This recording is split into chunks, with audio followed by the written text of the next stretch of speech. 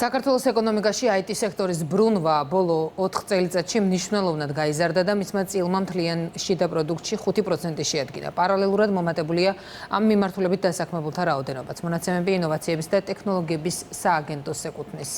ინოვაციური ეკოსისტემის განვითარების მხრივ მნიშვნელოვანი როლი აქვს მთავრობას. თამარ ჭიკვატიას რეპორტაჟი. 10-ჯერ გაზრდილი ბრუნვა ქვეყნის ეკონომიკაში, 3-ჯერ გაზრდილი მომსახურების ექსპორტის მოცულობა და დასაქმებულთა გაოთხმაგებული რაოდენობა. ეს საქართველოში IT სექტორის 4 წლიანი ზრდის მაჩვენებელია. შთამბეჭდავი სტატისტიკის უკან მთავრობის თანმიმდევრული პოლიტიკა და ინოვაციების მხარდამჭერი პროგრამებია.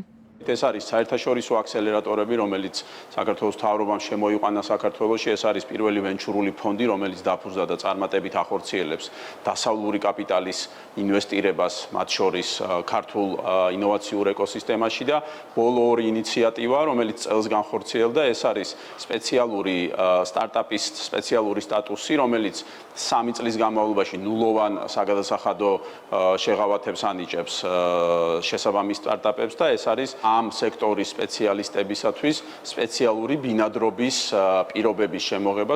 ციფრული ტექნოლოგიების განვითარება, რომ საქართველოს მთავრობის პრიორიტეტია, ესა მასშტაბური პროექტითაც დასტურდება. ქუთაისში რეგიონში ყველაზე მასშტაბური ტექნოლოგიური ჰაბი იქმნება, რომელიც წარმოადგენს მულტიფუნქციურ ინოვაციურ სივრცეს, აერთიანებს ინტერაქციულ სამეცნიერო მუზეუმს, ტექნოლოგიურ პარკს და ხელოვნური ინტელექტის ცენტრს. ქუთაისის ტექნოლოგიური ჰაბი იქნება ერთ-ერთი მთავარი ცენტრი, რომელიც უმასპინძლებს საერთაშორისო ტექნოლოგიურ კომპანიებს და დასაქმების კიდევ უფრო მეტ შესაძლებლობას შეძენს საქართველოს მოქალაქეებს. მასშტაბური პროექტები, მთავრობის მხარდაჭერა, დახვეწილი საკანონმდებლო ბაზა და შეღავათიანი საგადასახადო პირობები.